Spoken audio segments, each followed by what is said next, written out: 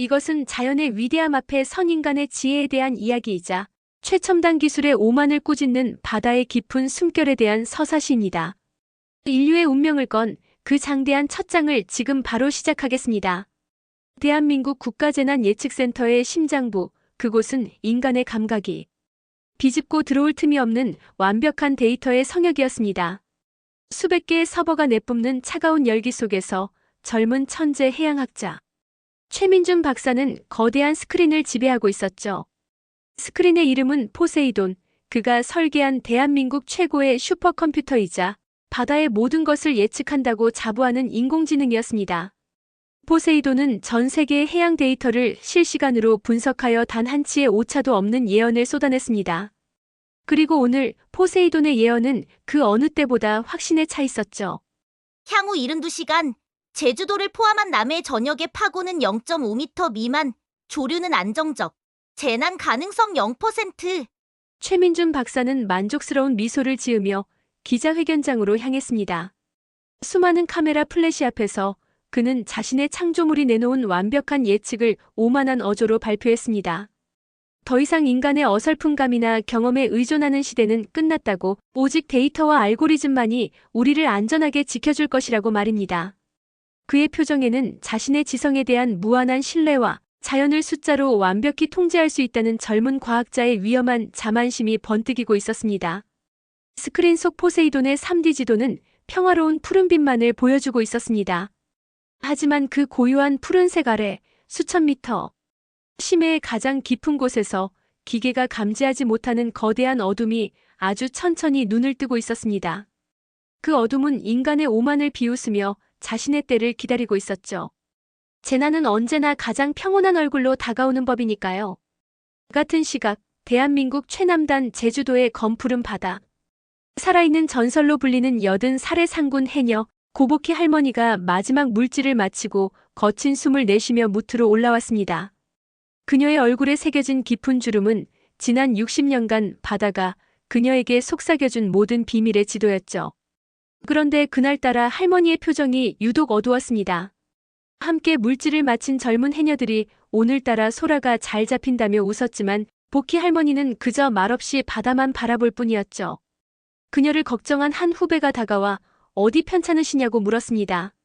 할머니는 한참 만에야 입을 열었습니다. 바다가 숨을 참고 있다. 그 한마디에 주변의 모든 소음이 멎었습니다. 그녀는 떨리는 손으로 바다를 가리켰습니다. 물속에 들어가면 항상 들리던 작은 생명들의 소리가 하나도 들리지 않고 살을 내는 듯한 이상한 냉기가 뼈 속까지 스며든다고 했습니다. 평생을 물질하며 단 한 번도 느껴보지 못한 죽음과도 같은 정적. 그것은 마치 거대한 무언가가 심해의 모든 것을 집어삼키기 직전의 불길한 침묵과도 같았습니다. 복희 할머니는 확신에 찬 목소리로 말했습니다. 큰 거 온다. 어서 피해야 한다. 하지만 젊은 해녀들은 반신반의했습니다. TV에서는 연일 날씨가 맑다고 예보했고 핸드폰 앱에서도 파도는 잔잔하기만 했으니까요. 그들은 할머니의 경고를 나이가 들어 생긴 노파심이나 낡은 미신쯤으로 치부해버렸습니다. 할머니는 더 이상 아무 말도 하지 않았습니다. 인간의 언어를 믿지 않는 이들에게 바다의 언어를 설명할 방법이 없었기 때문입니다. 그녀는 그저 곧 닥쳐올 거대한 분노에 온몸을 떨고 있는 바다를 안타까운 눈으로 바라볼 뿐이었습니다. 고복희 할머니의 손녀, 서울에서 막내 기자로 일하는 유나는 할머니의 걱정. 어린 전화를 그냥 넘길 수가 없었습니다. 그녀는 할머니가 평생 허튼 말씀을 하신 적이 없다는 것을 잘 알고 있었죠. 유나는 급히 스마트폰으로 할머니의 증언을 영상으로 담았습니다. 바다의 이상한 침묵, 낯선 냉기, 그리고 큰 거 온다는 할머니의 단호한 경고까지. 유나는 이 영상을 혹시 모를 가능성에 대비해 국가재난예측센터에 공식 이메일로 보냈습니다. 그리고 바로 다음 날 아침 재난예측센터의 정례 브리핑에서 사건이 터지고 말았죠. 최민준 박사는 포세이돈의 완벽한 예측을 설명하던 중 어젯밤 받은 한 영상을 언급했습니다. 그는 마치 재미있는 농담이라도 하듯 유나가 보낸 복희 할머니의 영상을 대형 스크린에 재생했습니다. 할머니의 주름진 얼굴과 절박한 목소리가 브리핑룸 전체에 울려 퍼졌습니다. 영상이 끝나자 최 박사는 조롱 섞인 미소를 지으며 말했습니다. 바로 이런 것이 우리가 과학적 데이터를 믿어야 하는 이유입니다. 존경하는 어르신의 경험과 감은 소중하지만 그것이 현대 과학의 예측 시스템을 넘어설 수는 없습니다. 그는 할머니의 경고를 비과학적 공포심 조장의 대표적인 예시로 들며 대중이 이런 미신에 휘둘려서는 안 된다고 강조했습니다. 기자들 사이에서는 실소가 터져나왔습니다. 한 노인 해녀의 낡은 직감이 최첨단 슈퍼컴퓨터 앞에서 한낱 웃음거리로 전락하는 순간이었습니다. 최민준 박사는 자신의 지성이 미신을 이겼다는 생각에 우쭐했습니다. 그는 스크린 속 할머니의 절박한 눈빛이 사실은 자신과 이 나라 전체를 향한 마지막 경고였음을 꿈에도 알지 못했습니다. 거대한 재앙의 그림자가 그렇게 웃음소리 뒤에서 조용히 몸집을 불리고 있었습니다. 최민준 박사의 브리핑은 순식간에 온라인을 뜨겁게 달궜습니다. AI를 이기려는 해녀 할머니라는 제목으로 보키 할머니의 영상은 온갖 조롱과 힐난의 대상이 되었죠. 사람들은 그녀를 현실 감각 없는 노인으로 몰아세웠고 소녀 유나는 가짜뉴스를 퍼뜨린 부도덕한 기자로 낙인 찍혔습니다. 결국 유나는 회사로부터 정직 처분을 받고 사실상 해고 통보를 받았습니다. 평생을 정직하게 살아온 할머니와 진실을 알리려 했던 소녀의 일상이 단 하루 만에 무너져 내린 것입니다. 보키 할머니는 아무 말 없이 텅 빈 눈으로 수평선만 바라보았습니다. 평생 자신을 먹여 살리고 가족을 지켜주었던 바다가 이제는 자신을 세상의 웃음거리로 만든 것만 같아 가슴이 미어졌죠. 하지만 그녀를 더 절망하게 한 것은 사람들의 조롱이 아니었습니다. 자신의 경고를 아무도 믿지 않는다는 사실, 그래서 곧 닥쳐올 바다의 거대한 분노 앞에서 모두가 무방비 상태라는 끔찍한 진실이었습니다. 같은 시각, 국가재난예측센터에서는 몇 개의 심해 수학 관측 부위가 갑자기 신호를 보내오지 않는 현상이 발생했습니다. 하지만 슈퍼컴퓨터 포세이돈은 이 현상을 낡은 장비의 일시적인 통신 오류일 뿐이라고 분석했죠. 최민준 박사는 포세이돈의 분석을 굳게 믿었습니다. 그는 자신의 시스템이 완벽하다고, 자신의 판단이 옳았다고 스스로에게 되뇌었습니다. 그는 자신의 오만함이, 인공지능의 알고리즘이 수많은 사람들을 죽음의 문턱으로 밀어넣고 있다는 사실을 깨닫지 못했습니다. 고요한 바다 아래에서는 지구의 거대한 판이 비명을 지르며 뒤틀리고 있었고 그 거대한 에너지가 수천 미터의 물기둥을 밀어올릴 준비를 하고 있었습니다. 모든 비극의 전조는 이토록 사소하고 또 고요했습니다. 최민준 박사의 스승이자 대한민국 해양학계의 살아있는 역사로 불리는 백선규 교수는 제주도 자택에서 이 모든 소동을 착잡한 심정으로 지켜보고 있었습니다. 그는 최 박사의 천재성을 아꼈지만 때로는 그 젊은 제자의 오만함이 위태로워 보였죠. 백 교수는 우연히 뉴스에서 고보키 할머니의 영상을 보게 되었습니다. 다른 이들은 모두 비웃고 넘어갔지만 그의 뇌리에 할머니의 한마디가 비수처럼 꽂혔습니다. 살을 애는 듯한 이상한 냉기. 백 교수는 황급히 서재로 달려갔습니다.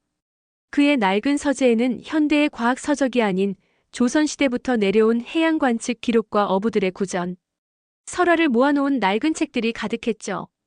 그는 몇 시간 동안 먼지 쌓인 책들을 뒤진 끝에 마침내 빛바랜 종이 위에서 충격적인 기록을 발견했습니다. 흑조가 길을 잃고 바다의 심장이 얼어붙는 날 용왕이 크게 노하여 물의 벽을 세우리라.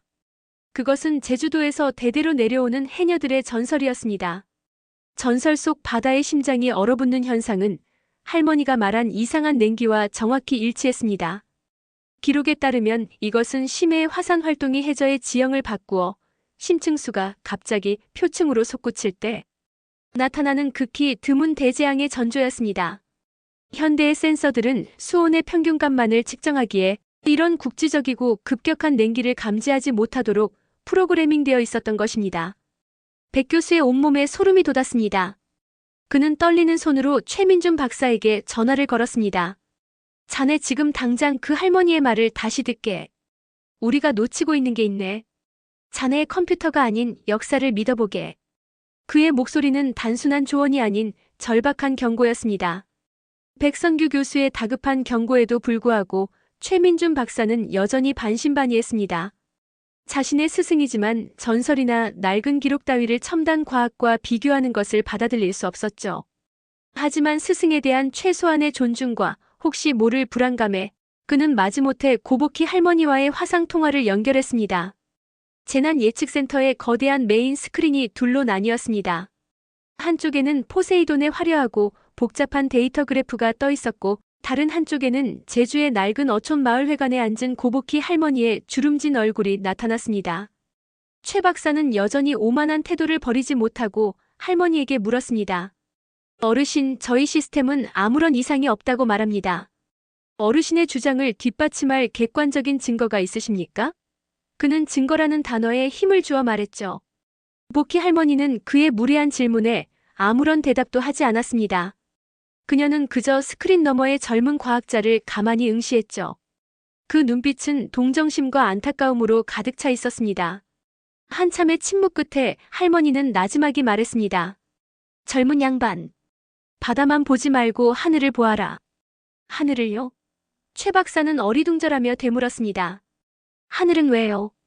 할머니의 목소리가 조금 더 단호해졌습니다. 새들이 한 마리도 없다. 매일같이 끼룩거리던 갈매기들이 어제부터 단 한 마리도 보이질 않아. 동물들은 사람보다 먼저 아는 법이지.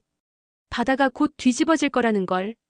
그 순간 최 박사는 망치로 머리를 맞은 듯한 충격을 받았습니다. 그의 시스템은 조류, 수온, 파고, 수압 등 바다에 관한 모든 것을 계산했지만 단 한 가지, 갈매기의 부재는 데이터에 입력되어 있지 않았습니다. 그가 무시했던 가장 원시적이고 오래된 자연의 경고 시스템이었습니다. 할머니의 말은 그의 완벽했던 데이터 성벽에 생긴 첫 번째 균열이었습니다. 고보키 할머니의 말이 끝나기가 무섭게 재난 예측센터에 경보음이 울리기 시작했습니다. 일본 기상위성센터에서 긴급 전문이 도착한 것입니다. 제주도 남동쪽 심해에서 기존에 알려지지 않았던 거대 해저 화산이 폭발하며 해저 산사태를 일으켰다는 내용이었습니다. 그제야 포세이돈은 연쇄적으로 들어오는 데이터를 종합하여 시뮬레이션을 시작했습니다. 스크린에 나타난 결과는 모두를 경악하게 만들었죠. 관측 역사상 유례가 없는 규모의 메가 쓰나미. 첫 번째 파도가 제주도에 도달하기까지 남은 시간은 단 3시간. 완벽한 대피는 불가능한 절망적인 상황이었습니다. 센터의 모든 직원들이 공황 상태에 빠졌고 최민준 박사는 스크린 앞에서 그대로 주저앉았습니다. 그의 창백해진 얼굴에는 자신의 오만이 불러온 끔찍한 재앙에 대한 공포가 서려 있었죠. 모두가 절망에 빠져있던 바로 그 순간 스크린 너머에서 할머니의 차분하고 단호한 목소리가 들려왔습니다. 정신 차려라. 아직 시간이 있다. 모두의 시선이 스크린 속 할머니에게로 향했습니다. 그녀는 마치 수십 년 전 거친 풍랑 속에서 어린 해녀들을 이끌던 대장부의 모습으로 돌아가 있었습니다. 파도는 3번 올 것이다. 첫 번째는 모든 것을 쓸어갈 것이고, 두 번째는 남은 것을 부술 것이며, 마지막 3번째가 가장 높고 위험하다. 그녀는 수세대에 걸쳐 해녀들 사이에서만 구전으로 내려오던 쓰나미의 비밀을 이야기하기 시작했습니다. 그리고 그녀는 현대 지도에는 나와 있지 않은 오직 해녀들만이 아는 가장 높은 언덕과 파도의 힘이 약해지는 바닷길, 즉 숨골의 위치를 정확히 짚어주었습니다. 그것은 데이터가 아닌 수많은 죽음을 통해 체득한 제주 해녀들의 피와 눈물이 담긴 생존의 지혜였습니다. 절망의 한가운데에서 가장 낡고 오래된 지혜가 인류의 마지막 희망이 되는 순간이었습니다. 그날 오후 제주도는 거대한 파도에 휩싸였습니다. 하늘을 뒤덮은 물의 벽은 모든 것을 집어삼켰고 아름다웠던 해안선은 폐허로 변했죠. 하지만 기적과도 같은 일이 벌어졌습니다. 재난의 규모에 비해 인명피해는 기적적으로 적었습니다. 고보키 할머니의 경고와 그녀가 알려준 비밀 대피로 덕분이었습니다. 할머니의 말을 믿었던 사람들은 모두 살아남았습니다. 며칠 후 최민진 박사는 공식 기자회견을 열어 자신의 오만함을 인정하고 국민 앞에 머리 숙여 사죄했습니다. 그는 자신의 슈퍼컴퓨터가 수십 년간 바다의 숨결을 들어온 한 해녀의 지혜 앞에서 얼마나 무력했는지를 고백했죠. 그의 사죄는 기술이 인간을 대체하는 것이 아니라 인간의 지혜를 도와야만 진정한 가치가 있다는 것을 깨달은 한 과학자의 진심 어린 반성이었습니다. 고보키 할머니는 국민적 영웅이 되었지만 모든 인터뷰와 포상을 사양하고 다시 제주 바다로 돌아왔습니다. 폐허가 된 마을을 재건하는 데 힘을 보태고 두려움에 떠는 젊은 해녀들을 다독였죠. 몇 달 후 상처가 아문 제주도의 작은 포구. 보키 할머니는 이제 막 물질을 배우기 시작한 어린 소녀의 손을 잡고 바다로 들어갔습니다. 그녀는 소녀의 귓가에 나지막이 속삭였습니다. 바다의 말을 들으려 하지 말고 바다의 숨결을 느껴야 한다. 그것이 우리 해녀가 살아남는 법이고 자연과 함께 살아가는 법이다. 소녀는 할머니의 말을 가슴에 새기며 고개를 끄덕였습니다. 할머니의 주름진 손을 잡은 소녀의 작은 손 위로 따스한 제주의 햇살이 부서져 내리고 있었습니다. 한 세대의 지혜가 다음 세대로 이어지는 그 어떤 파도도 막을 수 없는 위대한 순간이었습니다. 여러분의 삶에는 어떤 경험과 지혜가 다음 세대로 이어지고 있나요? 댓글로 여러분의 소중한 이야기를 들려주세요.